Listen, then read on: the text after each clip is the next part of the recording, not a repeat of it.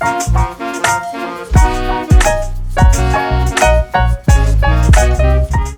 up, everybody? We got another episode of Karen's Kids Podcast. This is episode, 37? 37. We got our guest, Angie, here. Second time. Just Angie, like Madonna, just no last Angie. names. What's up, Angie? How are you? I'm great. How are you? Good. How's your week? Fantastic. I finally learned how to use the mic, so. Did you? We'll have to see. Yeah, right? Hopefully. Actually, although I sound pretty loud at my shit, but whatever. That's because you're being loud. Fuck that. So it's 1 a.m. right now. It seems like it, right? Yeah. Is it? No. It's 10. No, it's late. So we're doing a later podcast today. That's how you got you got your NPR voice on? Somebody, I'm tired, dude. Better wake the fuck up, boy. Yeah. What'd you have for dinner? Actually, I went to Lumanati's. Ooh. Oh. And so I've been doing keto. I've been really good with keto, and I ordered a keto pizza. It's basically, it's crustless. So instead of having a doughy, are you being bottom, true to the real keto, or are you like fucking? No. Exactly. No. I'm about 98% keto. Yeah, nah. So what does keto mean? Just like meat and vegetables? Carbs. Yeah, like really, really low carbs. Almost none. But I do have blueberries. I do have raspberries, blackberries, stuff like that. I didn't know. Yeah, you got to. My fault that I cut you off. I was just going to say, I didn't know fruit had carbs. No, definitely. Yeah, sugar. Yeah, there's a little bit in there. Oh. But those are the good carbs. That's how your body knows what to do with those carbs. Yeah, I'm staying way under like the 24 grams per day. Way under. I'd say probably get like 10, but don't maybe you less think, than that. You think cheese is, you eat a lot of cheese? I do eat cheese. See, I'm not a believer that that's healthy. Well, it's not, but there are nutrients in there that you need. Like calcium. D. Yeah, I guess, but you can get that from the sun. Is there sun out right now?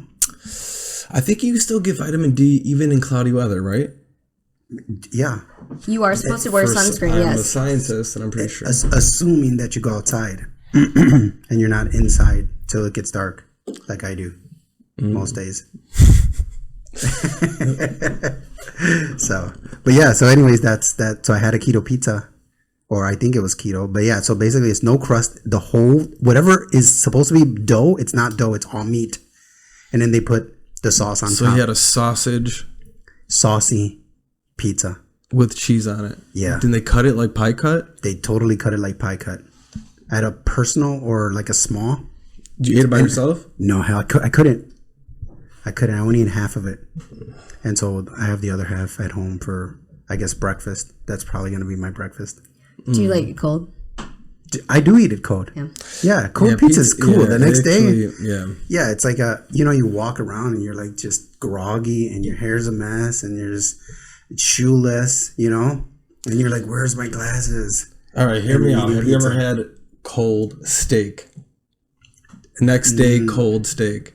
Yes. I feel like it's that's good. a sin. No. Listen, cold steak will never be as good as hot steak. Oh, I didn't say that. Okay, well, That's a sin to me. I just said, hear me out. Okay, another cold thing to eat is cold steak. So, like, anytime I grill steak, I'll over grill first so I can have, it at lunch. Basically, it's like jerky. Think of it in this sense, but obviously tender. But Or have you had like a black and blue? What's that? Do you know? It's like charred on the outside and like raw on the inside. Yeah. Oh, okay. Yeah. I can't do that. No, I've usually my steaks are pretty bloody. Yeah. Oh, you like it more rare. Oh yeah. Do medium. I always say medium because they. Do you say medium well or do you say just medium? No. I do in the most truest sense. I do like medium well. I would say but medium. When I order it medium, they always tend to overcook. Yeah. So if you say medium bloody. Yeah. Right. But it also depends. Like today, I actually served a kid. He asked for a burger that was like medium, and it came out like pretty bloody, and he was very upset about it. So we like sent it back, and when they like recooked it, it was overpassed. You can't do it. They didn't just do a new patty. You got to do a new patty. No, but the cut was like a chuck. What is it, like chug pub style? So it was like thicker. Yeah. So it's like if you want it medium, it's gonna be like pink in the middle. Yeah, usually it's not that hot either. Just like lukewarm. Yeah, Yeah, but for a child, I guess I should have been like, do you want it like any pink or any red or like no?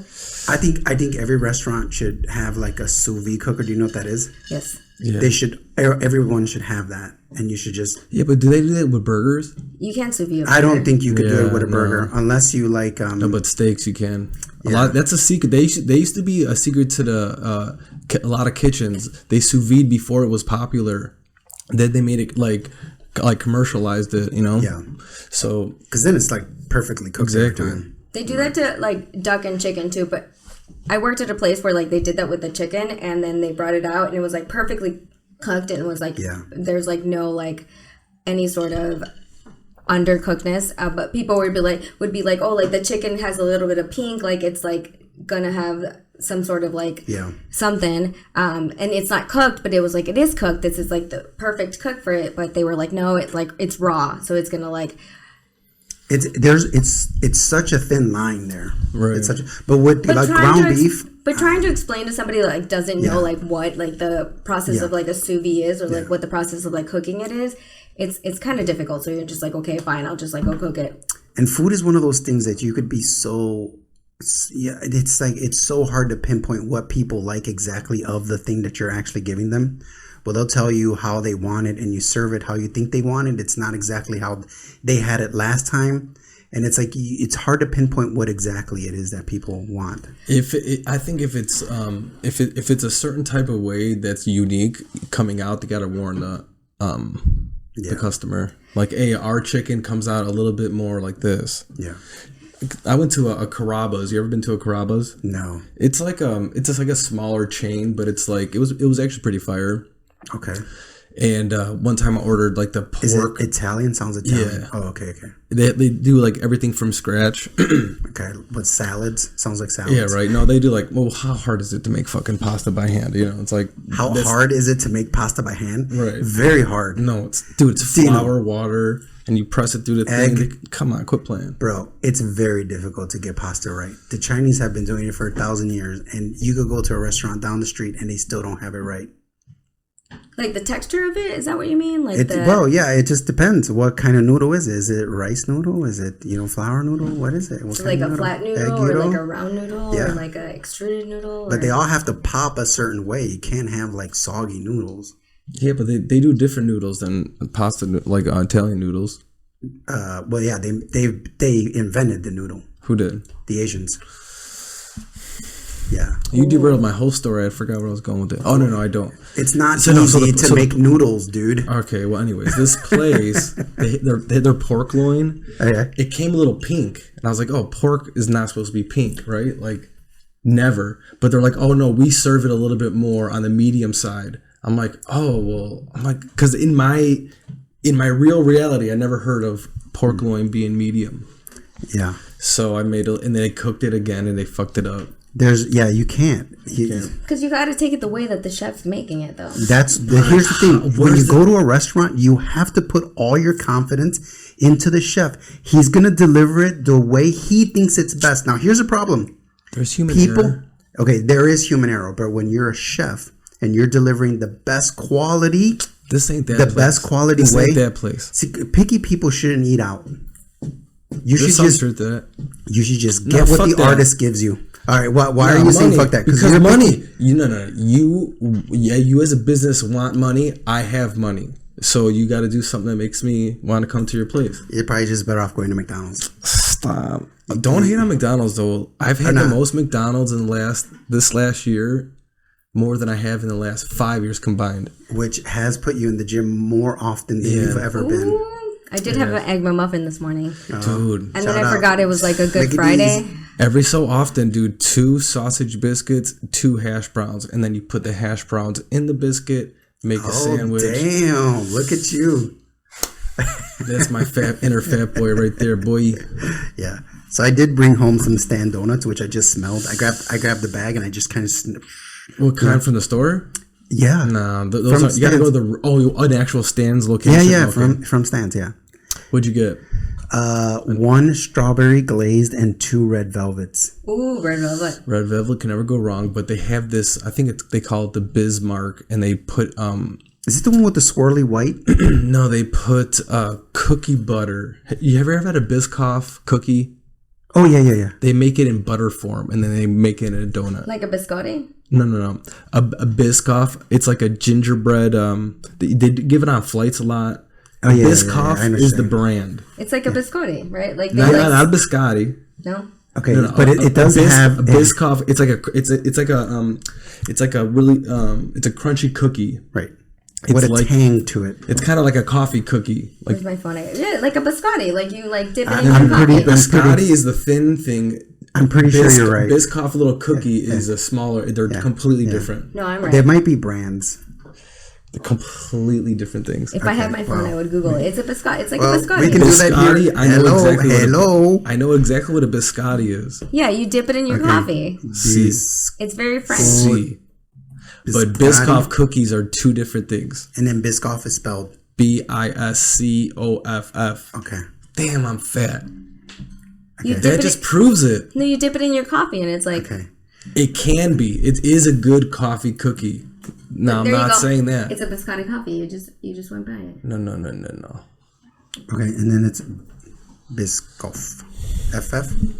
Soon enough, we're just going to have to just say, hey, ChatGPT, he would have already corrected us by now. That's what, dude, imagine you know what? Imagine when GPT, the more advanced it gets, it just starts correcting you in live.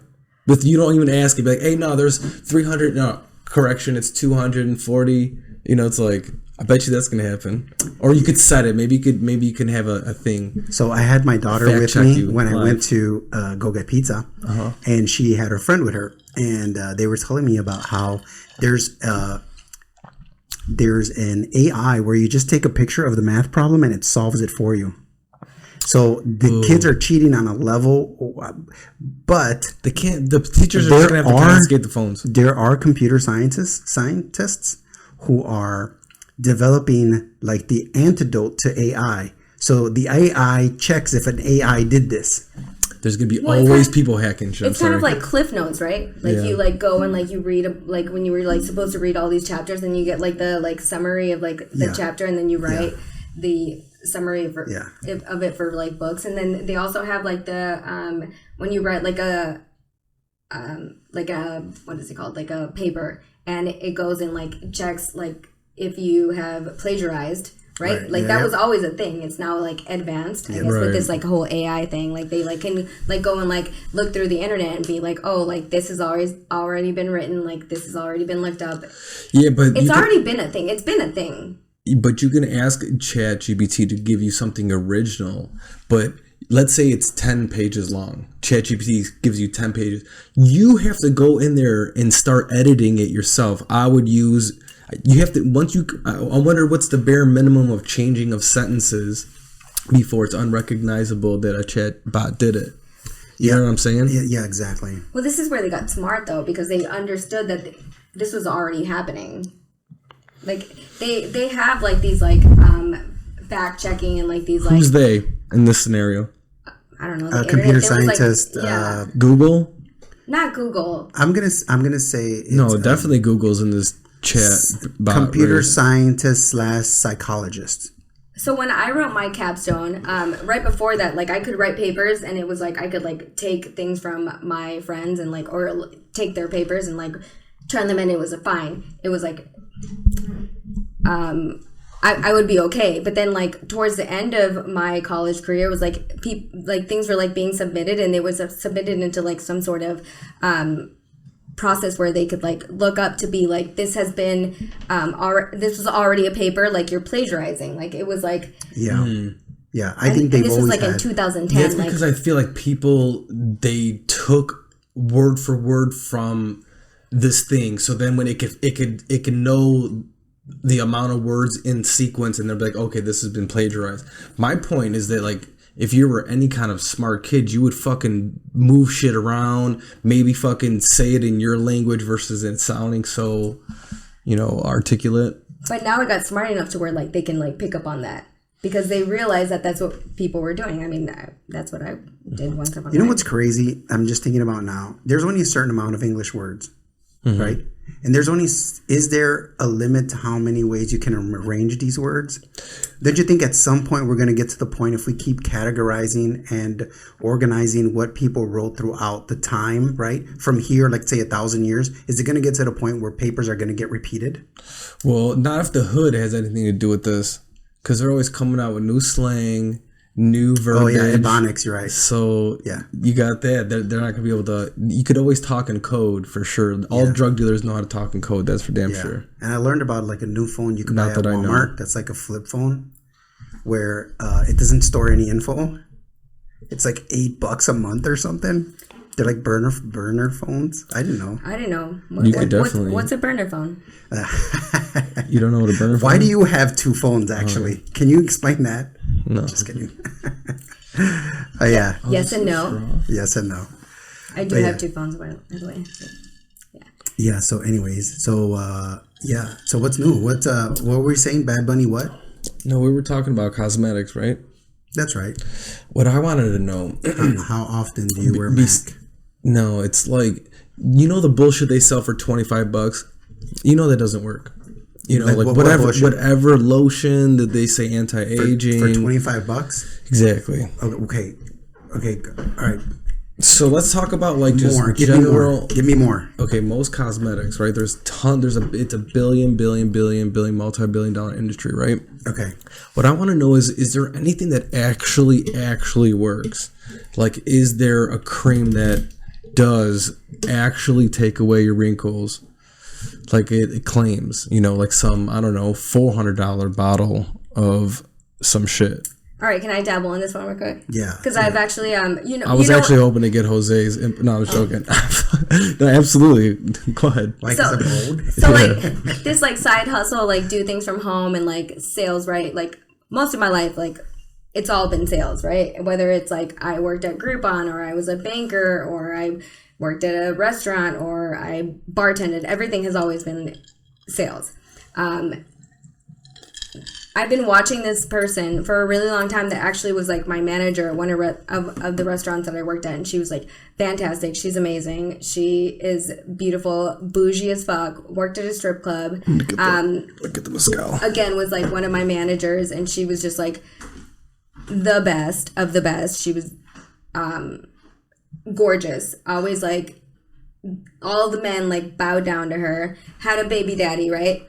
And no, but she's like she's amazing and had a baby daddy and like now is like she's gorgeous. And is now like got to the point where she's like, I want to like be with like my baby, right? I'm tired of doing the whole like being a cocktail waitress at a strip club, being like a bar manager or like a manager at a place that's like very like high volume but also like very stressful. Like don't want to be in a position where like I don't have time for like my child. Want to do something that's like Instagrammable. She's just want to show her ass on Fashion Nova? No, outfits? No, absolutely not. Damn. And be like an influencer. So she like bought into I tried a product that is like an influencer thing, but it actually works. Like I've tried it. I've bought the product and it helps in like different ways. And it's not like a pyramid scheme because technically that a pyramid scheme is illegal because it doesn't actually give you a product that actually shows like any sort of like. So what is this? I don't think pyramid schemes are illegal, by the way. They are. I don't think so. It is. I don't know.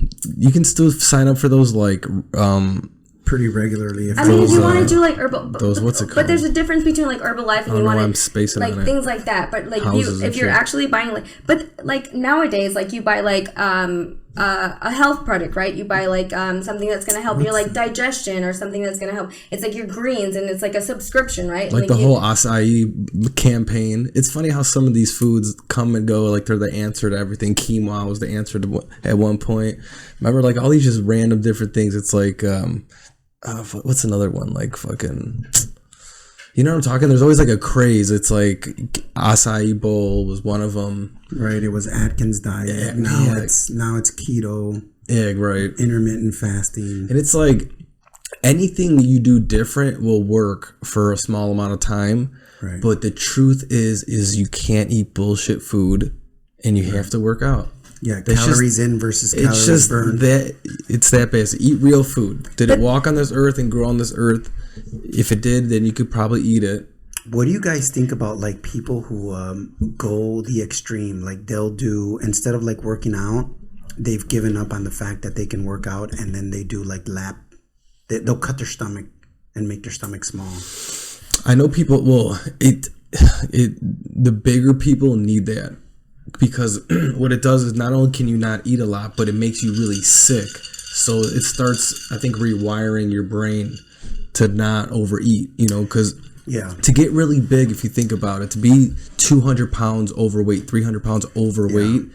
That means for a long time you are practicing overeating, constantly overeating, practicing. How can I eat more? I mean, practice. Next day I eat more for a couple decades. So that's wiring in your brain's got all fucking screwy. So that when you get your stomach, I think, cut in half, first off, as soon as you start eating and you overeat, you immediately get sick. So I think that like sends a new signal, and I think it starts to. But do you think that's like that like is better than like a habit, like a building a habit? I think it's helping building a habit. That's what I think. It's like it's teaching you not to overeat. But if you're already in that habit, you don't think that people like have that mindset of like, I am still gonna do it because I want to, or I'm still gonna do it because I can, and you can burst it, I think. Well, no, there are people, from what I heard about it, is some people will still overeat and then their stomach will stretch, and it'll get back to like maybe not the exact size it was, but something large enough will hold a sufficient amount of food so you can gain weight again. Man. So no, but my thing is, so you were talking about trends, and so I started thinking about this. But now the trend is mental health. So like everywhere you look, it's mental health. It's everywhere. I remember walking through like the and it doesn't have anything to do with anything, but about 5 years ago, I was walking through Boys Town, and I could not help but notice that. You know why? I'm sorry. He knows exactly why he was walking to Boys Town. Yeah, I was painting. Their community center. And because it's fun. Yeah. I'm sorry, I derailed you. No, I was just trying to make a gay joke. Yeah. Oh. Anyways, so I was walking through there, but I couldn't help but notice there was all these mental health. Oh, hell yeah. Everywhere I went. I must have counted 9 in like the 5 blocks I walked. But I think it's bullshit, because everybody like talks about it and they're like, oh, you know, like mental health, and like it's very prominent, and like let's talk about it and let's do this and that. But like when it comes to like the actual establishments that like need to focus on that, they don't give a fuck. They like no, and I come from, I have a degree in psychology, and I work in a establishment where like it's very focused on interacting with people and talking to people all fucking day long. Like my life is surrounded by like day in and day out, like speaking to people, dealing with people, whether it's like coworkers, managers, trying to figure out like how to execute things to make things work right, and then dealing with guests all day long. Like that's all I do is talk to people. Do my employers actually care? Well, I think when it becomes an industry and you make money from it, you fall into that route. I don't know if it's called a routine, but you create a system, and the system is basically made to make money. And so it's not that you maybe your philosophy or your business, what do they call it? Like the main point of your business to help people. But really, it's to keep the business going and producing more money and getting bigger every time. Well, let me play the other side, huh? Let me play the other side. I think there's a couple of reasons why there's a lot of therapy all popping up. First and foremost, people are fucked up. There's a lot of fucked up people out there. Now, a lot of these people actually don't have other people to talk to, right? And now finally it's become way more socially normal to admit that you have a therapist. I would say maybe 10, maybe 15, 20 years ago, if you said you had a therapist, I mean, you probably like were fucked up. People automatically judged you and you were fucked. So now I think it's a lot more on the realm. Now, it definitely is a business, and there's probably some people who just treat it like a fast food drive-through. Yeah. But there are tons of people who don't have anyone to talk to. Loneliness probably kills the most amount of people. Just straight up loneliness just kills your life. So I think, a lot of those people, just having some friends and exercise and doing certain things right. But some people need to talk through stuff, though. You need to hear. Maybe you don't have any smart friends, because usually you have a couple smart friends that can give you some good gems, some good advice, right. Give you some therapy type, low level. Oh, I never thought of it that way. And now with the internet, there's so much like profound stuff that like if you have a couple good friends, like you don't really need a therapist. You just need someone to talk your shit out with. You need somebody to tell you what the fuck you're doing wrong and not be afraid of it. There's someone that you trust, right? A best friend who really knows his shit. And it's like, that's all I think like that's what it is. I think that it pops up so much because there's not a lot of people who have people to talk to. On the flip side, though, the sad thing about it is that, like, when you're in that profession and you are the one that, like, people talk to and, like, rely on and, like, always, like, look to for advice and some sort of, like, conversation, and you have, like, all these things cooped up, like, who do you talk to, One of my best friends, like, literally, like, PhD. Yeah, I'll be out here. It's got to stay up. That's all. That's what she said. Giggity. Giggity. But it's like on the flip side though, like who helps them, like who listens to them. Right. But it's just like it's become a norm, right? Like it's like mental health, and it's like good to talk about things and reach out to people and like yada yada yada. But it's not that easy though. It's not black and white. It's a conversation that still needs to be had. Sure. You still have to learn why for yourself, right? What happens is like, so in dog training, they teach you how to teach the dog, but they teach you what you're doing wrong in your life first. Because you first have to fix yourself before you actually can you have to train the dog. Yeah, you have to be taught a certain level of self-awareness. And I think that's what a lot of people don't have. They're not self-aware.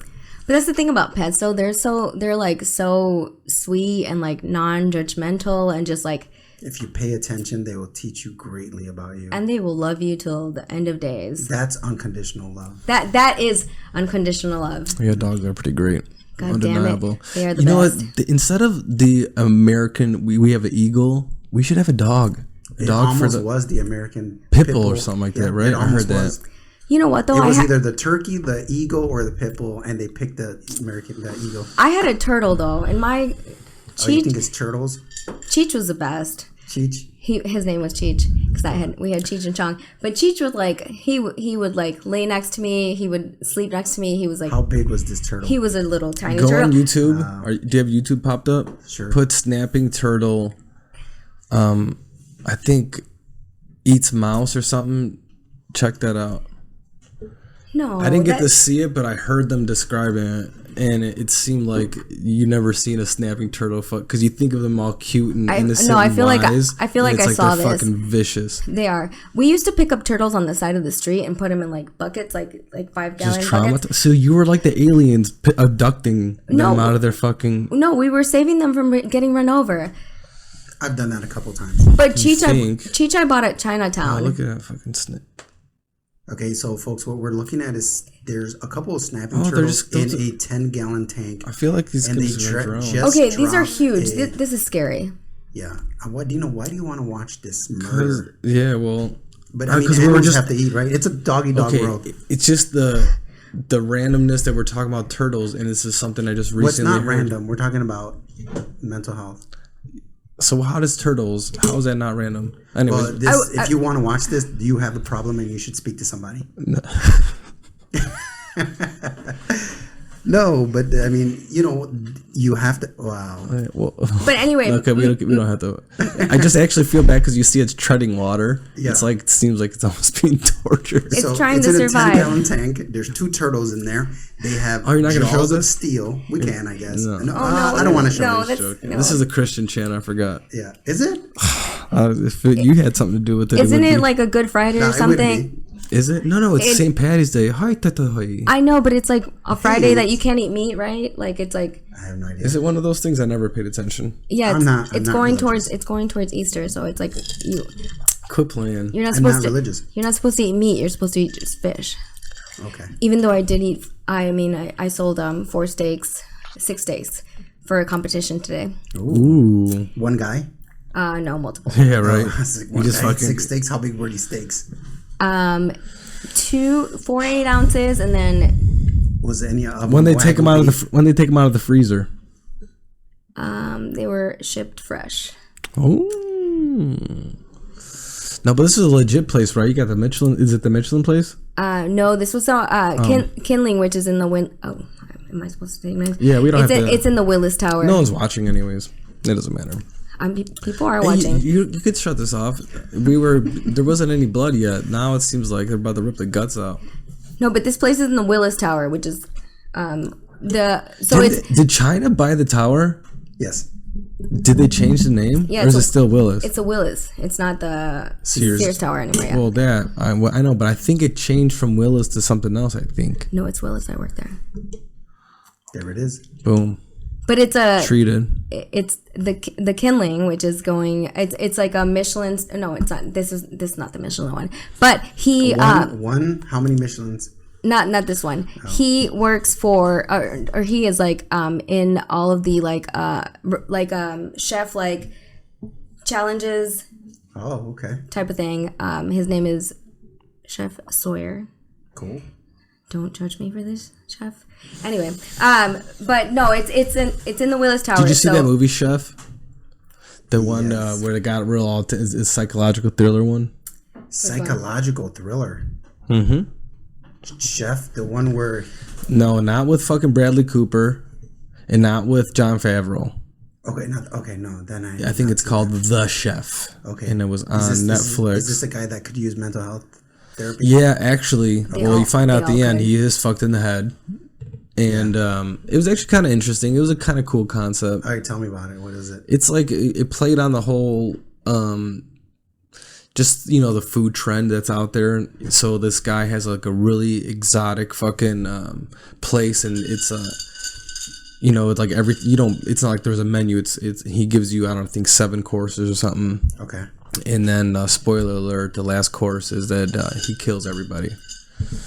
Everyone who eats at everyone who was there was selected for some fucking reason why. He's like a real snobby chef, and only one chick got out.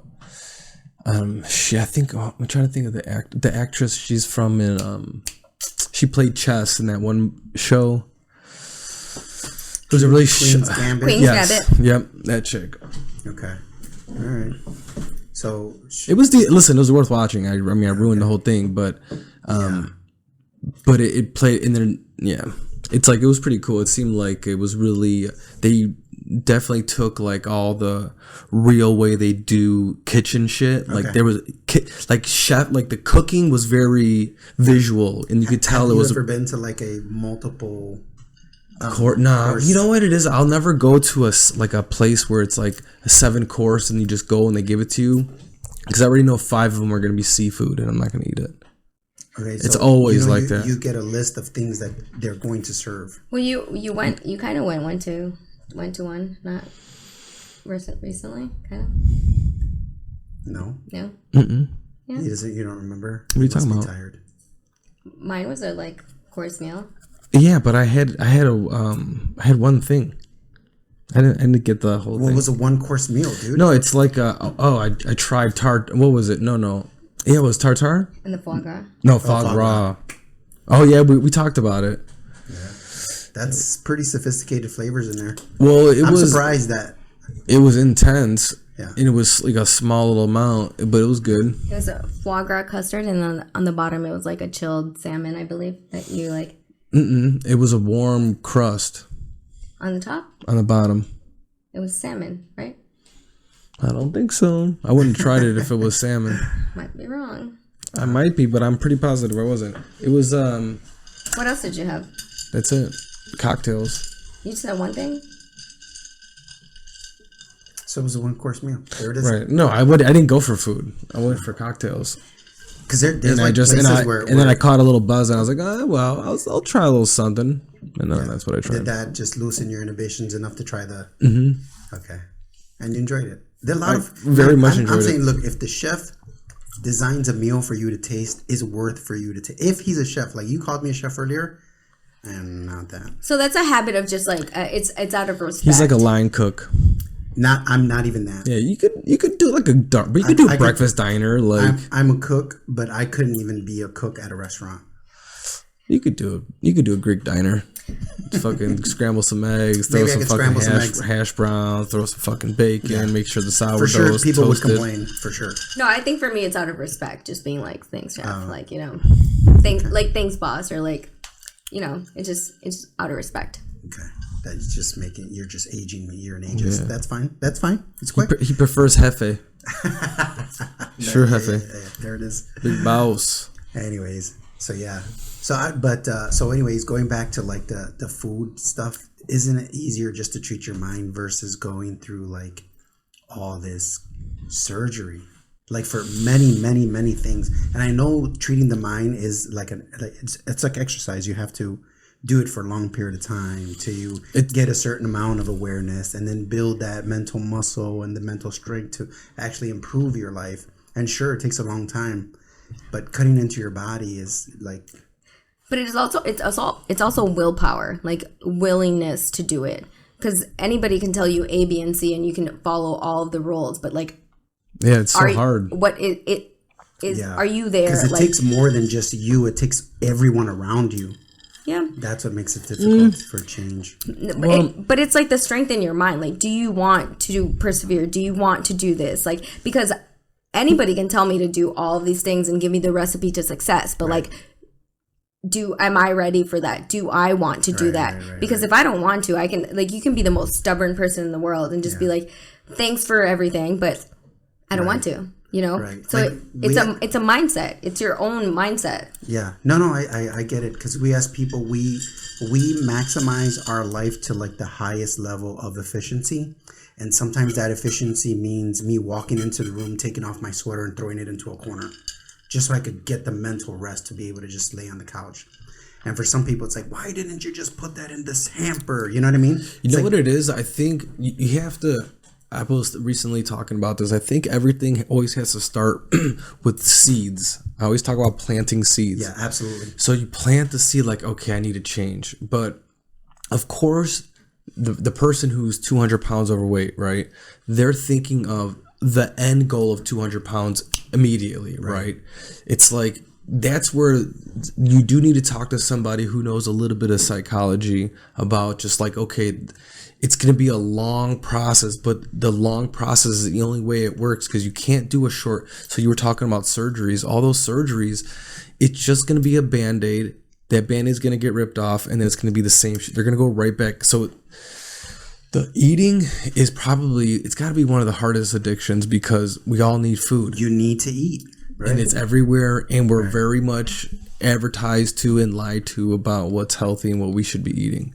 Right. So it just takes a while, man. I've been on a fucking food journey for years. Like, I know I don't eat terrible, but I know, I finally gave up the sweets, like, pretty good. I've been pretty fucking good this last month or two. You can put that stick in here and then.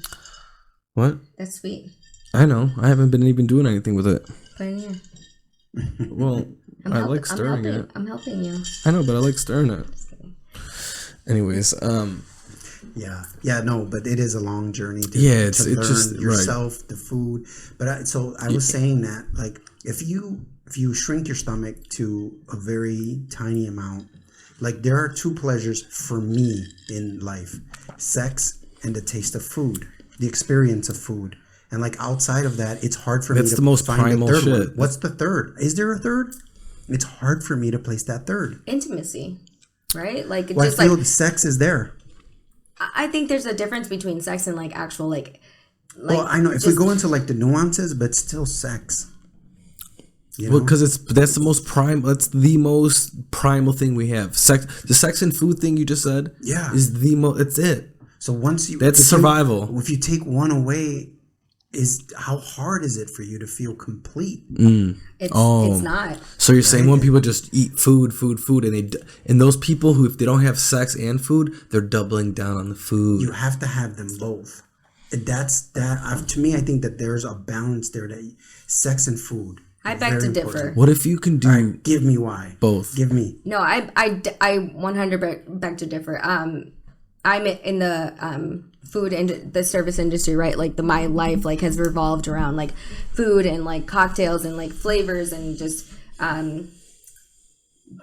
anything that has to do with like concoctions of the senses, touch, feel, smell, eyesight, listen. But it doesn't correlate with sex. Like that is something that like we yearn, and coming from a person that like loves to be sensual, doesn't always have it, doesn't mean that completes me. I don't know if that like makes sense. Like it's like you yearn it, you want it, you need it, you don't always have it. Well, here's how I see the world. You take care of your body, and you take care of how you look, and you wear makeup to attract a mate for sex. You work, you wake up in the morning, you go out to do everything you have to do to be able to put food on the table. Outside of that, what else? Well, I don't always wear makeup.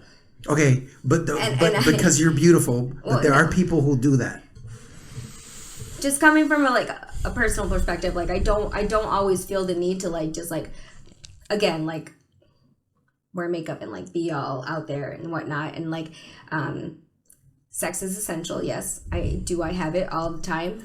No. What if don't you think couples and marriages should make it mandatory? Like both people, 2 times a week or at least once a week or something. Like you have to have it set in stone. Yeah, because I think they did studies. About? Exactly, I think they did studies like the more sex they have in a couple, the more the couple is both happy. Right, because there's like especially that intimacy comes from like even like so. There's things that happen even like so sex. You have a child, and this child is like for females. They're so intimately connected to that child. From the having of sex, you get a child, right? And that child, the communication that happens from the child to the woman is like, there's like incredible things that occur. Like for instance, that baby, the saliva, there's information in the saliva that when it hits the female's areola, right? That saliva transfers information to there, and then that tells the body, the female body, what the baby needs. And those are the nutrients the baby receives through the milk. So there's like this communication that happens there. But sex and food. So again, like those to me are like the most. So and then safety. But say there's not like a baby involved, right? Okay. And it's just like a relationship. Mm-hmm. There can be like connections on like different levels, right? Like, does sex always have to be involved? No. Is it necessary? For a serious relationship, it does. Yeah. I like for me, like I can't see a relationship without it. For me. But I mean, obviously there are people who have their, I guess when you hit your like 80s and you're not even worried about it. Bro, I'm trying to take care of myself. I'm with you. So like I'm 80. I think Stallone, dude, yeah, he's like got all juiced up. As long as you get your hormones checked, I think so. Hell yeah. So do you think that there is a possibility to have like a strong relationship without sexual connection or like intercourse or like I don't like personally like for maybe for somebody else, right? Because not everybody has sexual organs, are born with sexual organs, or you know what I mean? Like that could happen. What a politically correct thing to say, God. No, but you're right. You know what I'm saying? But for me personally, when that itch happens, it's got to be scratched. Yeah, hell yeah. It's the most primal thing we have. But what if like everything else is there? Like everything, like okay, she's a good person, he's a good person, they love each other, they watch TV together, they read books together. I don't know. You know what those are called? Friends. Yeah. Those are friends. Yeah. It's hard to be a couple. What makes you a couple is the sex. Coupling, the actual coupling. Yeah, it's the you becoming us. It's the The connection. Jesus. You know what's funny? One of my buddies that I grew up with, his name is Justin. His brother Jonathan was older. He said, I remember I was like in, I don't know, 4th grade, maybe 3rd grade. I was like, oh, I got a girlfriend. First thing he goes, you fuck her? I'm in like 3rd grade. I'm like, no, I didn't fuck her. He's like, well, she's not your girlfriend. How old was this kid? He was probably in high school at the time. And he goes, did you fuck her? I go, no. Like, he's like, oh, she's not your girlfriend if you didn't fuck her. What? 3rd grade? But that's it. How old? Probably, I don't know, 7, 8. So that's where you got. See, like up. I had an older brother and he had an older brother. We learned. Me and my buddy we were just learning shit way too early. Yeah, I mean. But anyways, that little stupid thing that stuck with me is exactly what we're talking about, though. Yeah. But you don't think that builds like a partnership, like later down the line, like you can like. Yeah, if you're like a closeted gay dude. You know, like, that's the ideal relationship. It's like, yeah, I don't have to have sex with her, but everyone thinks they were together. And, you know, you could still, like, you could still care about somebody that you're not having sex with, sure, but how lonely do you... Are we still watching a turtle being killed? Yeah, I know this guy. He's gonna, I think he's gonna keep that, he's gonna masturbate to that later, I think. Wow. So y'all don't like generally think that like men, there comes a point where you just like build like a partnership to the point where you're just like content, you're good, you want to like to build a future, but like you don't necessarily need A, B, and C. I don't exactly. Yeah, no. So I think a relationship will go through that. You go through these stages of life, and you go through like last week we were supposed to talk about all the 7 kinds of love. But yeah, you start off and it's very sexual, and then you become friends, and then you might even become enemies for a little while. But you always come back. But at the end, you're supposed to take care of each other as like partners through life. But what is also true is that if you're both if she's not having good sex with you, that's also a problem because it's really like only one person is having sex. Right. So if you're a type of if you get into a relationship with a girl who's just never, you guys can't figure it out, and she's just never going, it's gonna lead to the same thing. It's like you might as well not have sex. That relationship will be over too. Yeah. No. Even if like he was being a provider, either that, then she's gonna start. She'll find a pool boy.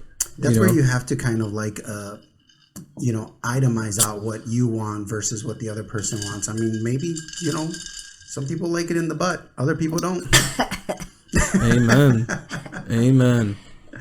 You know what I'm saying? So, I mean, it takes communication for you to be like, all right, listen, this is what I enjoy. You either give it to me or I'm going to find it somewhere else. And okay. This is not going to be good. I got a good question. Okay, shoot.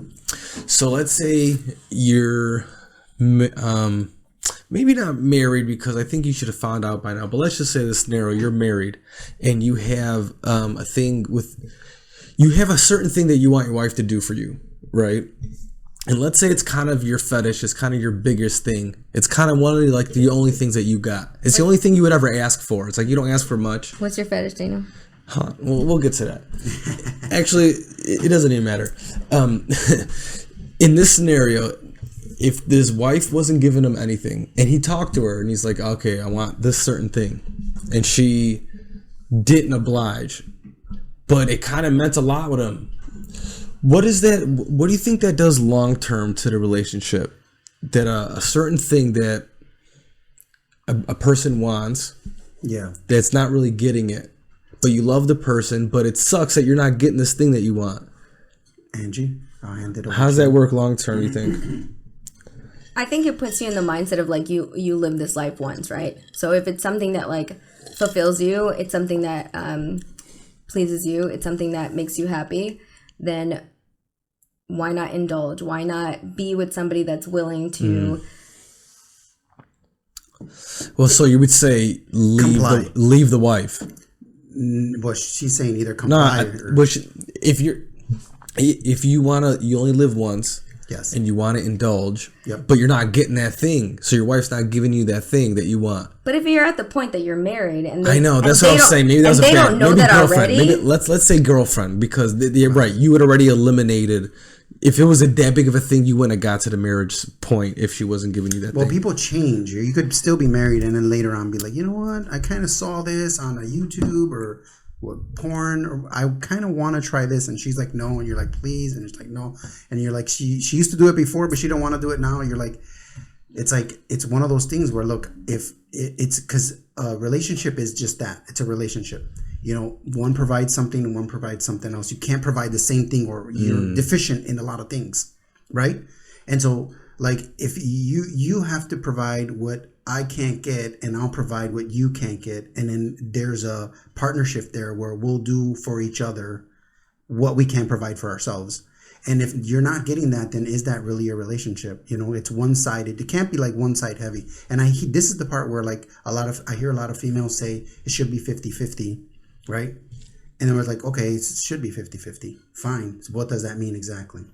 I mean, if it's 50-50 and I'm doing my part and you're doing your part, like, but it's also like you have to find the person that's like willing to take that roller coaster with you, like, you know, like willing to like take those like different adventures with you, if you may. Like, you find that person that's like, right, hey, like, I want to try something new. Like, I don't know. It's like you know, when you find that person that's like in 20 years and you're going to try something new, like, you know that the person's willing to do it with you, you know. They're willing to do it with you now, and like they're not going to be like assholes about it later, and they're going to reciprocate, right? They're going to and that takes a certain type of awareness to what if be it's there. a threesome? No. Well, see, okay, like, you should have talked about that way early on, right? Because what exactly is cheating? What exactly is cheating then? No, the classic is... I'm too selfish of a person. I could never see my man This being is a with, classic. No, absolutely not. Usually the answer is, well, then I want a threesome. And it's like, ugh. Yeah. Like, it's honestly, I would be okay if it's two girls with me, but I would not be okay with two men. Avi. Exactly. Right? So I would never ask you to be with another man with me. Yeah. So he would ask that. That's his kind of threesome. Right. So he wants another guy there. Oh. No, I'm just joking. No, I myself, and I'm too selfish of a person. I could never share it, and I'm also like too. As it's much on of the bucket like list. As much of an open person that I am, I'm still a little bit shy. So if I'm going to try something different, or if I'm going to try something new, I'm not going to do that in the open spectrum of like putting myself out with another person, like making myself vulnerable with like another person. I am willing to make myself vulnerable with like the person that I trust and I am willing to do things with. Not with two people. You know what? Maybe your best route, if you're like goes male or female. If you're thinking about the threesome, you know, you're like you want to see what it's about. Maybe you're better off just paying for it. Pay 2 gigolos, pay 2 prostitutes, because that way, first off, no one will know unless you tell them. That's first and foremost. Or go to Miami next weekend. It's fine. And shots fired. No. I mean, but then you can like you dictate everything. It's not like you have to make it awkward. It's like you know, if you want a certain thing, you tell them what you want. Right. With a random threesome, you know, you're kind of at the will of like whatever. All right, so let's do this. So let's say you agreed to this threesome, and it's either way, right? It's either 2 men, 2 females, whatever. Don't you think that at that point you're like, okay, so I agreed to this thing. Holy shit, I'm not sure what's happening. Don't you think that while you're watching this, you're as a male looking at everything that's going on to be able to maybe break away or to keep this situation? Are you saying to keep a boner? Is that what you're talking about? No. Oh. I'm like, okay, after this... I totally missed... After this is going to change our relationship. I don't know if I'm going to want to be a part of it, because I'm watching every single action that's going on, and she's never smiled like that. She's never made those... I've never seen those crazy eyes. Yeah. How is she making pig sounds, you know, or whatever? What's that squirting out of her? And or it could be the other way. It could be like, how come I never tried this before? Why do I like it so much? You know what I mean? Whatever. So I would never be comfortable enough to like gain pleasure out of it. That's all of it. You have to be comfortable. I would not. I would probably walk out the door immediately. Like, I could not be comfortable with like another man while someone else's, my partner or whoever is in the room would be watching. I could never do it. Nor could I watch. Right. Nor could I share. Yeah. Nor could I do all the things. I can watch it on like porn.com all day, but that's a different story when it's I would never be able to bring it up. Yep. Pull it up. No.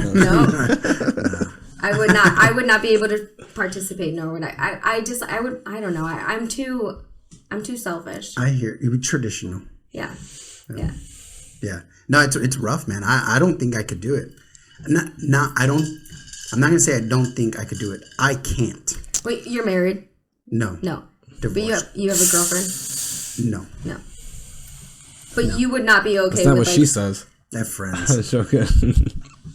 But your ex-wife, ish, you would not be able to watch her do, or be today, or be done today, or ever. No, never. Yeah, right. No, never.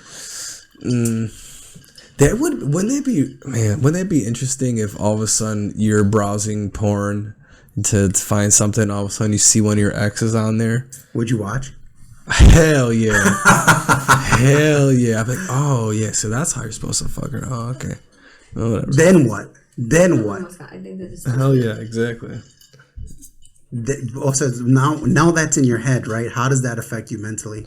What's your mental health now? I'm not beating it to it. Let me know if you want more. No. I'm not beating it to it. I have to watch it I have to see it just to say I seen it.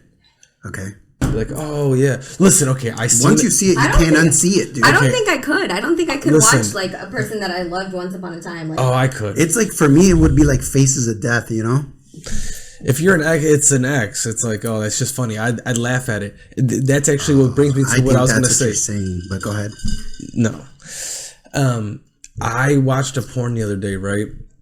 And it made me fucking laugh. Like, I went from trying to get her, I'm aroused, I'm whatever, to me laughing. Okay. So there's this porn star that was on, I think it was Two Bears, One Cave with Bert Kreischer and Tom Segura, and her name is Adriana Chechik or something. I'm gonna Google that real quick. So I don't want any of that. I'm like, I was listening to it, so I didn't know what she looked like the whole time, and it was a pretty decent interview. I'm just at work, so it killed like fucking 2 hours. And so I remembered it. So when I was like ready to fucking, you watch porn while you're painting. No, he was listening to a podcast of a porn star and two podcasters. I'm just fucking with you. So I was like, oh, let me look at what she looks like, right? She just like she's hot, whatever. But it was like an anal video, right? So she's in this fucking bathroom, and they're looking at they're in the mirror, you know, he's right behind her, right? So whatever, he's nailing it. She starts squirting. She's a squirter. Okay. He's catching her squirt and then puts it in her fucking face. In her face? I swear to God, dude, I immediately started laughing my ass off because like, what?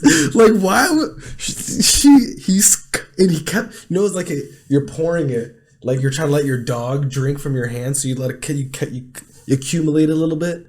He had a little puddle, and then he put it in her face, and I swear to God, that shit made me laugh. I lost my horniness. I wasn't horny anymore. It broke everything. I shut off it, but I shut it off. Was she wearing makeup? Did it mess up her makeup? Oh yeah, it was runny makeup. I think that's part of it, though. I think that's. That's a little disrespectful. Right? No, you know they agree upon all that. He said, "Is it okay if I rub your face in your cum?" And she's like, "Yeah." There's nothing because on that same podcast, as a matter of fact, they have a checklist. Are you okay with? No. Literally, it's a contract. If you say, because there's videos of white girls calling black dudes the N-word, but they told her to do it. Okay, I could see that, but like while the action's happening, like, are you really thinking? No, it's okay. Like when an actress gets smacked. She agreed that if it comes up, she's like, you can take a little slap in the face. She agreed upon it already. If it's like ass smacking, if it's anal, if it's with all that, they already agreed upon all of it. Yeah. Well, I mean, the fact that you're okay with being on video, I think that. Yeah. No. There's girls that don't do anal. There's girls that don't want to get smacked or beat up. They don't want the rough. You could be in a porn, and you may have never did anal.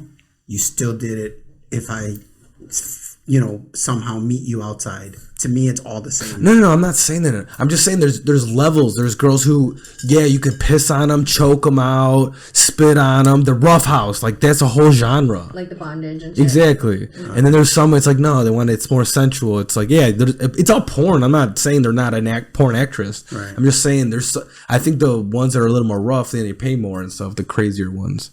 Wow. And if you got a special, they have a price list. If you got a special skill, like you could take a baseball bat halfway up. I think there's a couple extra. And man, I stumbled on a lot of random funny porn. See, porn to me, I don't know, man. I use it just to to jerk off, but there are so many times where I just came. And then the next noise that I hear out of the porn makes me immediately laugh because now it's all out of context. Now it's post-nut clarity, right? It's like her that was sexy 5 seconds ago is now hilarious to me once I blew. Yeah. And that's happened to me so many times. And I'm like, I wish that can be captured. I don't know how to capture that moment of like... It's called porn. No, but like guys will get it. I think it's common. Back to you. Yeah, I think guys will get that joke of like literally like this thing was so important and now this thing is like the exact opposite of important. Yeah. And it's almost it's funny, I don't know. Right. Except for the guys that keep going. Well, amen for those people. But sex is so selfish though. I feel like from a female perspective, like males, once they're done, like you've done your due diligence, like you got yours, and then like afterwards, once you're done, it's funny, right? You mean masturbation? No, like sex. Okay, sex. You think once a man is done, he's done? For the most part. Then you're like, then you don't care so much about the female's pleasure because you've like got yours. You care more in the beginning. Like if you're good at it, you don't stop there. But that's a dime. That is a dime a dozen. No, I say you're more the common where it's like dude blows a load and then he's rolling over. It's like no more. He's like, and if the girl didn't come, now I don't know. Depending on, I feel like because a lot more chicks are more vocal. I think some dudes will try to figure out ways. But it's not either that or you're gonna go, or if they know like, oh no, we're gonna go at it again in about 15 minutes. Let me cool off. Yeah, it's so. I mean, I don't know, right? I'm not a female, but I'm saying from what I've learned. And prove it that you're not a female. Prove it. What is a female? What is a female? Right. What is a? I can tell you that I'm not a female. I don't identify as a female. I am he, him. Those are my pronouns. You don't know that. No, I know that. I know that for sure. It's the X and Y chromosomes. No. You got to ask college-educated people if you're a female. If you ask, they'll tell you. No, they are very confused and they've been lied to, and it's a big struggle to turn that big ship around. But we're gonna turn around, and at some point. But what I was saying was that, like. Yeah, you have to, like, to please somebody else, you have to learn them, and there is a protocol to everything, and every person has a different protocol to what makes them happy, and you don't just stop. Once you come, that's not when you stop. You have to stop when she decides it's over. But otherwise, that's not everybody's mentality. That's a very like because so you said sex is selfish. Experience wise, that's your experience, but it should be where like I'm going to make you pleasured and you make me pleasured. If I'm going into sex and I'm like I'm gonna pleasure myself, then it's not a relationship type of sex thing. Right. Yeah. How many times do you think women fake orgasms? I think it happens more often than not. Okay.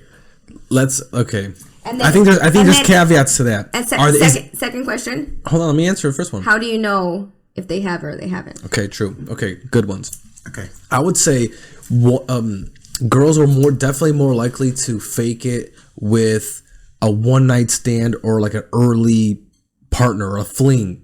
Once you have established a relationship, are they faking? If they're faking it, they're doing their whole relationship a disservice. Yeah. Right? Because then like maybe there's a coachable thing like, hey, no, you got to give me at least 10 more minutes of foreplay first or something. Whatever it is, whatever the answer is.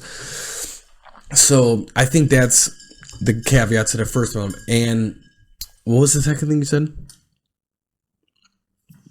No, it was good. It was good. And how do you know if she's? How do you know? How do you know? How do you know? How do you know? Well, that's the thing. Once you start getting intimate, you should know your partner's. Like if she does a leg twitch. These are very simple questions. Yeah, they're very simple. One is, you know, she's pleased when she tells you she is, because the relationship is a relationship. That's the thing. That's the thing. You have to have a relationship. Yeah, and there's only one way to have a relationship, and part of being in a relationship is that honesty. And you can't be dumb. You know if she did or not. I don't really know, right? Because true. Like a lot of that, like the beginning of it is like, that's the part that should be like so intense. It should peak and then like slow. It shouldn't just peak and drop. It should peak and then slowly come down until you bring it back up. You know what's underrated? Taking breaks. Going at it. Okay. And then take a little break for a little bit. But like, how many people actually do that? Okay, so you have to learn this. So, because a lot of people are like, yeah, I was hard, then I went soft, and then I went hard. Look, this is all part of it. You don't have to be continuously hard. Right. The softness plays into the fact that you're going to be hard later. And these are the peaks and valleys of emotion and feeling and love. It's all that. It's all that. It's not like, oh, I'm short or I'm thick or I'm big and I'm long. And sometimes, like literally, I could start sweating. And if I get really hot, it throws me out of it. I'll go soft from overheating. It'll be one of those times where it's like you just ebb and flow. If I get overheated, I'm like working too much or whatever, sweating, I'll lose it. I'll be like, oh no, I need a little break. And then you cool off for like a couple minutes and you go right back at it. Right. And you could prolong it. It's usually, Look, you have 5 senses. Use them all. Yeah, right. Use them all and then come in, go out. Smell it, touch it, look at it, listen. It's all those things.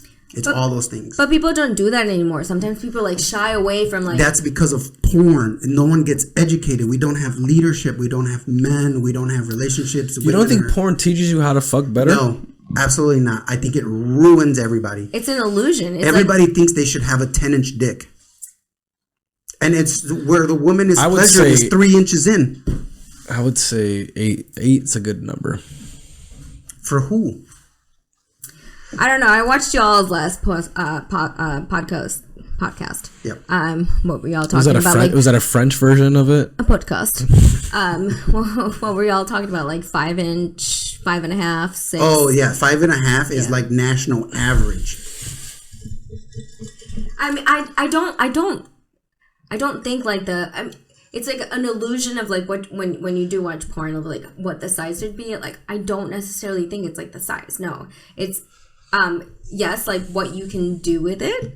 Yeah, but if it's 2 inches, then it's about the size. But it's also from like both sides though. Like what can both of you do? Right. But also he's really good with his hand and mouth. That guy with the 2-inch is fucking good at mouth service. I mean, if you can work with your mouth. He'll fucking do some shit you ain't never seen. By all means, let's go. Believe me, they call him Pac-Man in high school. You know what I'm saying? I don't know where we're going anymore. But. Yeah, no, but yeah, it's all that. It's all your 5 senses. It's everything. Yeah, you gotta. Sex is everything. It's mostly trust, right? Because you have to trust the other person to be able to take this off. And if you don't trust them and you take stuff off, you need mental health training. But we're talking about like human beings, right? Like just coming from a person that like has breasts, you know, like what about a person that doesn't have breasts? Like we have pecs.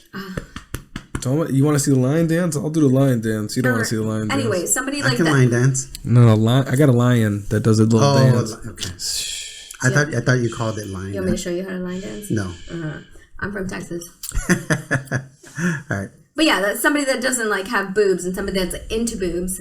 right? And then somebody that does have boobs, it's like the same thing as like somebody that has like a small wiener versus like a big wiener. It's like, so it's not okay to make fun of. It's okay to make fun of one of them, but not the other. It's okay to make fun of nobody. It's not okay to make fun of anyone. Could you imagine trying to make fun of your dick's too big? Ha ha ha. You have a big dick. Ha. That doesn't work that way. You know, there's only one way. I could see if you're like a little kid and it's the first time and you haven't heard it and you don't know like all the cliche about like everything. There was this guy. Mom, this I need a reduction. This dude had like a 13-inch dick, like an abnormally big. I had a boob reduction. Okay, tell us about it. Okay, wait, finish yours and then we'll get back to you. No. Mine's way less important than we're talking about boobs. Well, we're talking about reductions and body parts, so. Yeah, so 13-inch dick. What would make you want to make what God gave you smaller? Playing soccer. Okay. Was so what was the problem? Was it getting your face? Yeah, or getting knocked out? No. They call those heavies. I did not get punched. Boy. I did not get punched in the face by my boobs. No. Okay, they weren't clapping behind you on a motorcycle. No, I wore double sports bras, so it was good. No, just like. Did you think about wearing 3? Maybe it was 3 sport bras. Maybe that was the number. Can you throw this away from me? Thanks. No, just like yes, the insecurity of it. It's like I was in fucking high school, you know, like everybody's a fucking bully. Who's making fun of you for having too big of tits? The whole soccer team. Come on, that can't be real. What would say, Angie? Oh, look at her with her big titties. No, but I also look at her running around with those big titties. Listen, how could that even be a? Maybe if you stop talking, I could talk. Okay, sure. There it is. You're right, dog. There it is, bro. You're right, dog. You done heard it. So I also did like cross country and like track, right? Okay, so, I can see how that's a problem. No, but it was just more insecure. It never bothered me physically, as an individual. It was more so just like the catcalling and. Okay, wait. How big were we talking here? I mean, I was like. What was I? 14. What was the height? God. Let's go 14, 14 15, like double D's, and I'm like tiny. I weigh like 100, and at that point I was like 98 to 100 pounds. So these things, they went down to your belly button? No. Okay. They did not. But they were big. Okay. But it was just like it was insecurity, and I also cheered. I did like a lot of like sports stuff, right?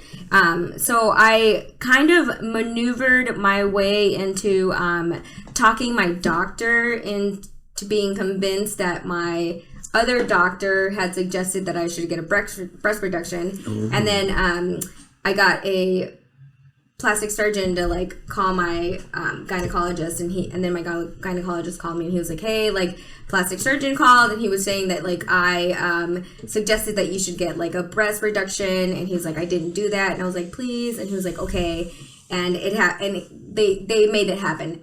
Did I do my research necessarily? No. Do you think that those doctors call other doctors and be like, 100%. we lost another one? No. You know what I'm saying? Not for that. We lost another. But they do call each other. No. But my gynecologist. Did you get the joke? Dude, no. Let it go. Just let it go. Jesus Christ. You guys are fucking stiff for the fucking goddamn corpse here. We are. Okay, go ahead. Anyway, but my gynecologist did call the plastic surgeon, and they did have a conversation, because obviously my gynecologist called me and he was like, I did not advise this, but is this what you want? And I was like, yes. And he was like, so we're going to go through insurance, and it's going to be like because of like back pain. Okay. I was like, okay, whatever. Plastic surgeon was like, it might be asymmetrical. Can't guarantee that like it's going to be exactly what you want, but we'll do whatever you want. And I wanted like a small B, right? I was just like, I just like want to be like normal. And he was like, it's going to be a shock to your body if we do anything underneath like a D or like a full C. And I was like, I don't want that. I want smaller. They didn't give me that because they were like, you're going to go into shock, blah, blah, blah. But yeah, they... Why? Do people go into shock? They get their stomach, like all that fat sucked. When they get like 100 pounds sucked out of them, how don't... They just thought that because if they made my boobs too small, that I would regret it. But I was just like, for sure. But I was just like, if I, because I went like, that was like not fun at all. Like the whole procedure, the whole process, all of it was, it sucked. So I was like, if I'm going to go through, in my mind afterwards, I was like, if I would have gone through all of that, like I would have like wanted to be like where I'm at, like smaller, right? Boobs to me are whatever. I've had them all my life, so whatever. But yeah, the procedure sucked. It was not fun. It sucked. It put me out. Did it take a year, a month, 6 months? How long did this? So there was probably like a 2-week window span where like I remember nothing. I was just drugged up and shit. No, because I couldn't keep the drugs down. Not even like the nausea medicine. Like I couldn't keep anything down. So I felt all of it, the entire thing. It was painful. And then yeah, like my boobs aren't necessarily what I want to be, but they're fine. Was it worth it? Yes. Okay. Well, that's good. Right. Then it was a good outcome. Right. All the pain was for a good cause. Yeah, but they put one of my nipples, I'm pretty sure, like, one of them is upside down. So I'm just like, all right, well, when I go back, I want to fix that. How? It's upside down. They put it in the center. No, they, like, cut them, and then they call them Cyclops. All right, but anyway. We're at an hour 25. Yeah, that's good. All right. Hey, we appreciate you guys listening, watching. You guys have a good one. Love, peace, chicken grease. Thanks, everybody.